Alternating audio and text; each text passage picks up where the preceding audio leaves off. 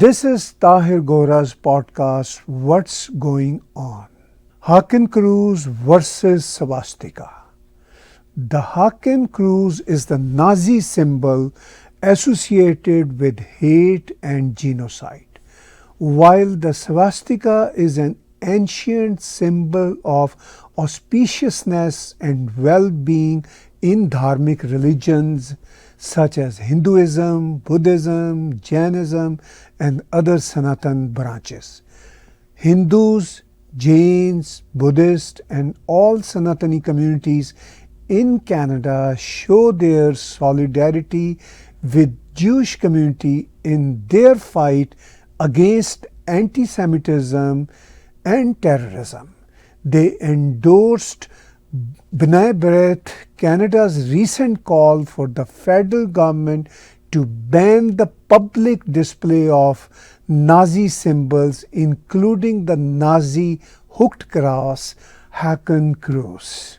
Joining me today on this very complex and sensitive issue, Richard Robertson, B'nai B'rith Canada's Director of Research and Advocacy, and Dr. Ragini Sharma, President of the Canadian Organization for Hindu Heritage Education, COHI.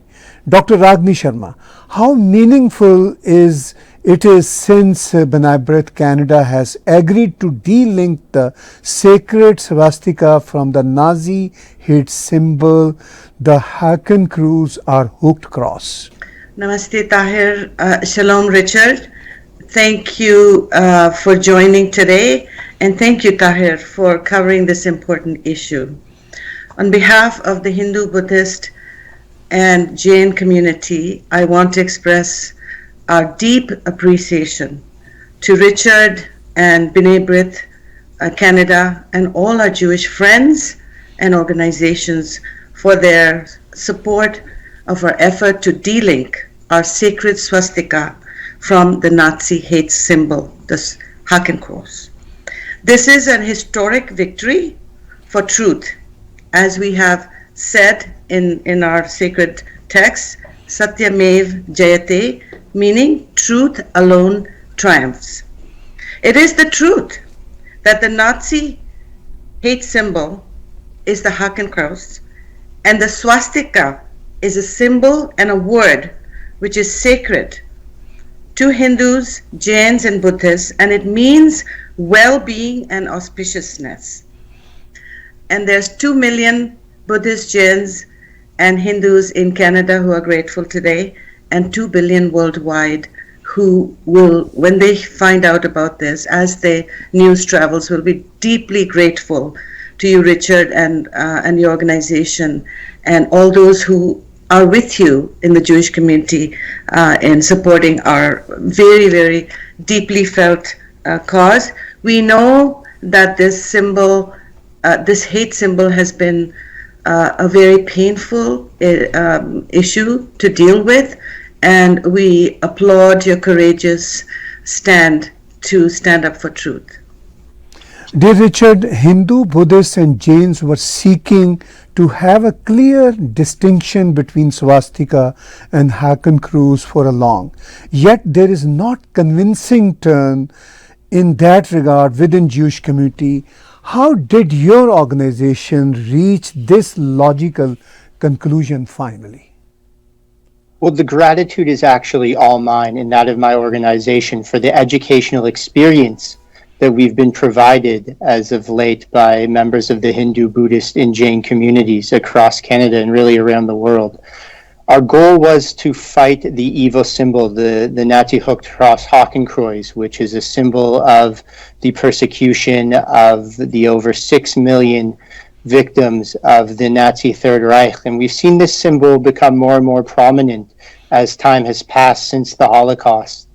And as a result of that, we want Canada to join the 18 other countries worldwide that have already banned the public display of the Nazi Hakenkreuz. So as a result of that, we launched a public campaign calling on for a public ban of the Nazi Hakenkreuz.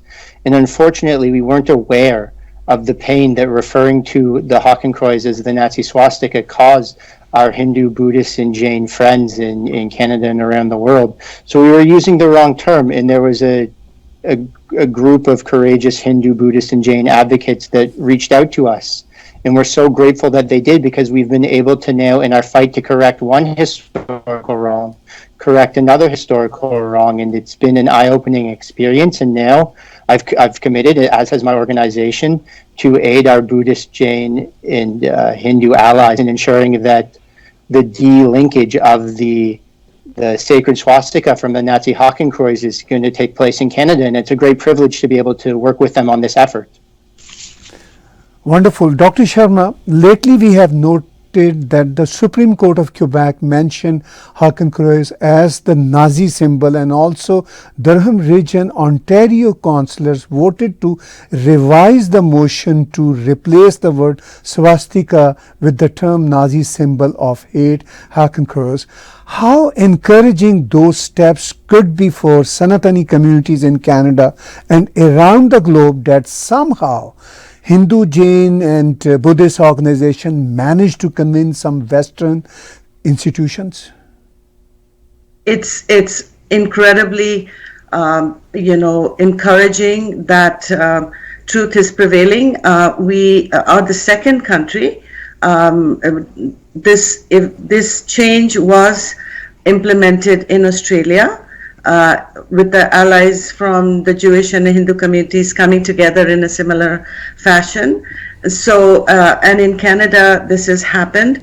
And I want to really applaud Richard and all the people at B'nai B'rith, your legal team, for so quickly bringing this change in language and terminology into the courts. And I would love to know how quickly this happened, because it's literally within 2 weeks that this switch that we had this excellent meeting with 8 representatives with you, and this ruling came out quite recently. So that's very, very satisfying to us.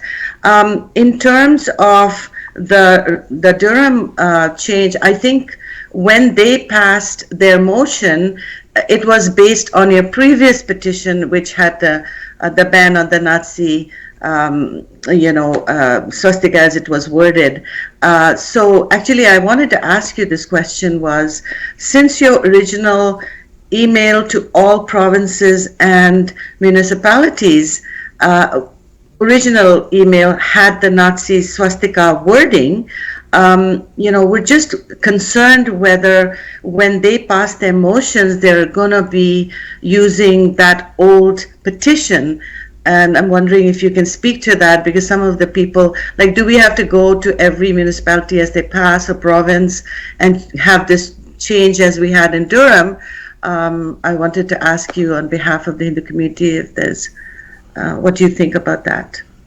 I'm happy to answer that question. So, as we continue to advance our campaign, we've changed our language, as you noted. And so henceforth, we will be using the proper terminology, the Nazi hooked cross Hakenkreuz. So any endorsements that we receive in the future will be utilizing the right terminology. In Durham region, in the city of, or the town of Whitby, where the endorsement was already approved by council, work has been done as a result of advocacy organizations who apprised them of the change that we've made to ensure that that was rectified. The good news is that anything that's already been done is merely endorsements. So as we continue to advance forward, any legislation that is passed, any codification of this into law, will use the correct term. And as part of our efforts, we will be using the correct term henceforth. So I don't have a concern. I think that we were made aware of this early enough that we will be able to ensure that almost ubiquitously the proper terminology is used across Canada. Okay, you know what, we have complete faith in your ability to take care of this, and I'm sure through your channels, if somebody is going to propose it, they're going to contact you, and they will probably read the petition and they will note the difference. So thank you very much. That's very reassuring. We were just wondering if you're going to have to go to each municipality and have them reverse that. That's very nice. I just wanted to let you know how meaningful this is. I've been to, as co-chair of Hindu Heritage Month in the Toronto District School Board, and as the president of COHI, we work with all the different school boards, and our parents and I myself have been, have had to deal with situations where we have posted the sacred swastika just on a board on Hindu symbols educationally, and we've had it removed. And we've had to then follow up. So it means a lot. We don't have to now hide it. We don't have to pretend that it's not part of our tradition, deny it, and we can embrace who we are, we can celebrate who we are, and the delinking of the swastika from hate is a very important thing, because the swastika comes from the word swasti, which means well-being, and to remove it from our own tradition, it's impossible. It's everywhere. We post it on our cars. When helicopters or big planes have been launched for example, in India, and the defense minister has actually posted a sacred swastika on it, because this is for good luck and it's to wish us. So it's very, very good that we can continue to openly use it.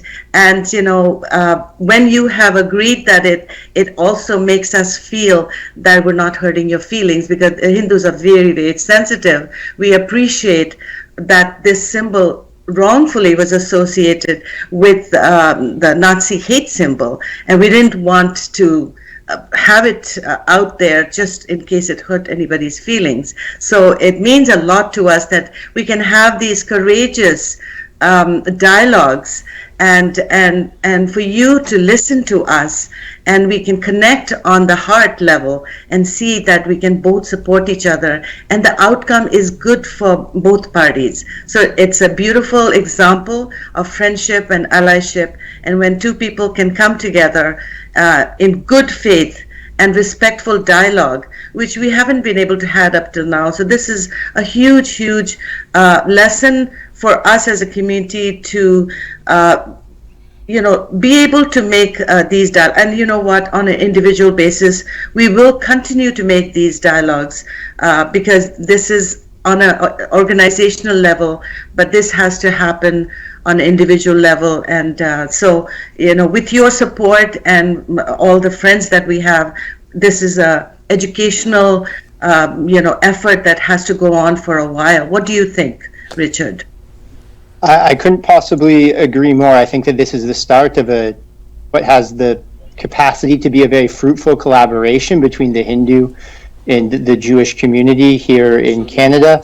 We were so relieved, actually, to hear your narrative, because it upsets us that we were using a term that's so sacred to so many in a malign fashion, and the whole impetus for our campaign is to combat hatred. And so to know that campaign, even though it had such a noble, it was such a noble endeavor, was hurting another community, it really resonated negatively with me and my team. And that's why we've acted so quickly. And that's why we will continue to dedicate ourselves to ensuring that we use the proper terminology, and also to supporting the Hindu community in their efforts to de-link the swastika from the Nazi Hakenkreuz. Also, Richard, do you think other international chapters of your organization will follow B'nai B'rith Canada's footsteps in terms of such in understanding the difference between swastika and Hakenkreuz? So B'nai B'rith Canada is an independent organization, so I can't speak for other chapters of B'nai B'rith worldwide, but what I can tell you is that I will, and my organization will, continue to advocate for the delinking of the swastika from the Hakenkreuz around the world. So by setting this precedent in Canada, hopefully by having this law codified in a way that delinks the swastika in the Hakenkreuz, we'll be setting a precedent in Canada that can be replicated around the world. It will be a monumentous occasion to have the Nazi Hakenkreuz, the public display of it banned in Canada. Hopefully that will create a lot of positive media attention, and through that media attention we can advance this dialogue. So I do believe that all of us in the efforts that we're undertaking are setting an example that hopefully can be replicated around the world. Wonderful. Dr. Sharma, this is historic that a leading Canadian Jewish organization, B'nai B'rith, has delinked swastika from hate symbol Hakenkreuz. But perhaps it has not happened yet even in the United States. How can this precedent set the tone for rest of the world? Yes, you made a really important point. And, we're all thinking about, I belong to this group called Understanding Swastika. It's initiative that's based in US, and Buddhist and organizations such as Kona have been spearheading it. And I'm a member of that, along with many, many organizations. It's a coalition for swastika, it's called. And we've had, they've arranged for many, many webinars with indigenous, it's been used across the world. Of course, it was called differently by different names, but it's interesting that in every use, that shape was used in a positive way, So there is a lot of research going on it, and dialogue, courageous dialogue going on. And this is not a new dialogue. In 2021, I think there have been 2 conferences in Israel, in India, between Indian religious leaders and rabbis, and they've worked and clarifying that the two are different. So there's absolutely no ambiguity that one symbol has nothing to do with the other. And it's just the terminology that we're working on, but I think there's broad recognition. And slowly, I think recently, even in California and recently in another state, there is a clear distinction being made to protect the sacred swastika. And it's freedom of religion for the Hindu, Buddhist, and Jain communities. And I think all legislators and police understand the difference.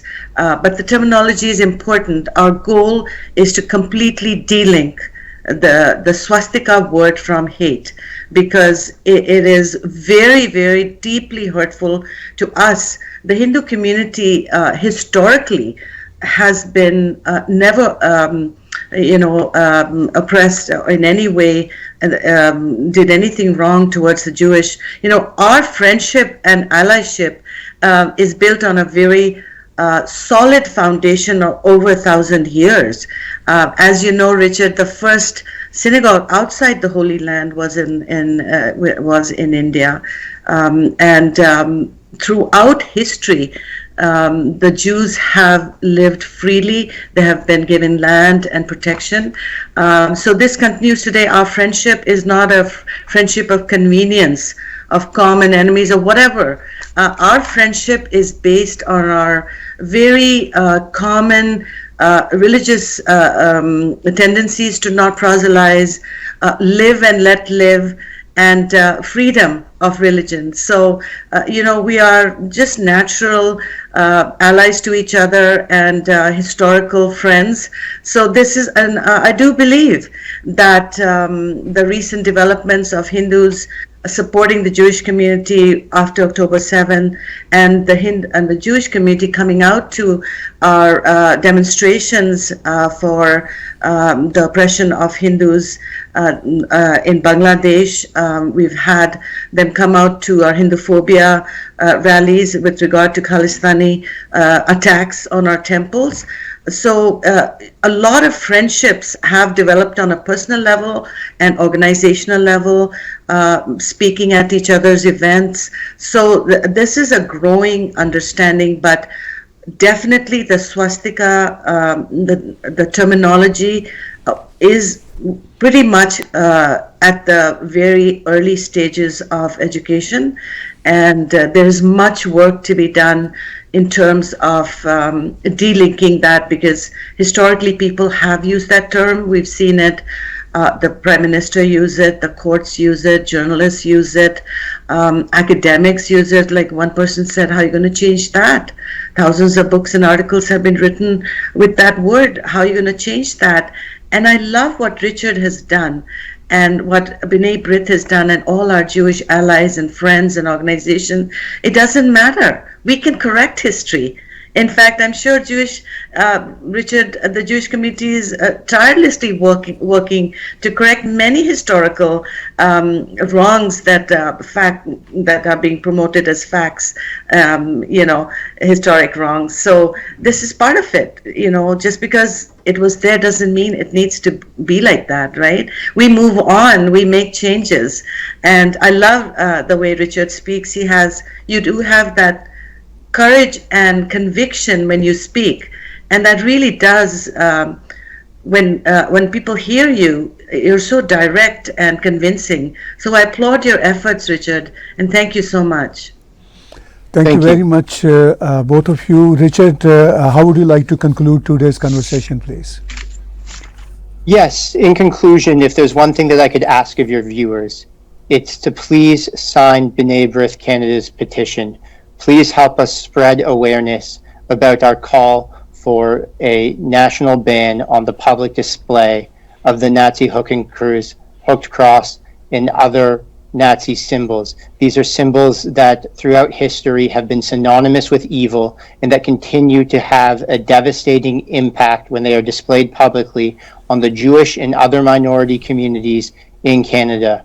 We need to all come together to fight the odious scourge of these hate symbols and to ban their public display in this country. Doing so is a way for us all to contribute to the betterment of Canadian society and also to vicariously participate in the delinking of the swastika from the Nazi hooked cross Hakenkreuz. Thank you very much. Thank you. I wanted to add that to him, that please, to each and every person who's listening, please talk to your friends and family and have them sign this petition. It is, if you go to B'nai B'rith website, and I'm sure Tahir Gora, can you please put the link on at the end of it so that people can, and get your family and friends. We all need to stand up against hate, and definitely this petition is very, very important. Thank you very much, both of you. We would love to have you in person in studio sometime, and we love to have this conversation in detail and comprehensive discussion how to combat anti-Semitism as well as Hinduphobia. Thank you, viewers, for joining us today. Indo-Canadian organizations and community leaders endorsing B'nai B'rith's campaign. Canadian Organization for Hindu Heritage Education, COHI, Coalition of Hindus of North America, Kohana, Rishabh Saraswat, Kohana, Canada President, Hindu Canadian Foundation, Vrinder Singh, President, Hindu Political Action Committee, Vijay Jain, President, Vishwa Jain Sangathan, Canada, Swastika Awareness Coalition, Buddhist Council of New York, Hiva Peace and Reconciliation Foundation of New York. Thank you for watching our today's podcast on Hakenkreuz versus Swastika. Subscribe Tag TV YouTube channel. Watch us through our IP boxes and Tag TV app available on Apple and Android. Support our independent journalism by donating us through PayPal, Patreon, and credit card. Click the donate button on our YouTube channel.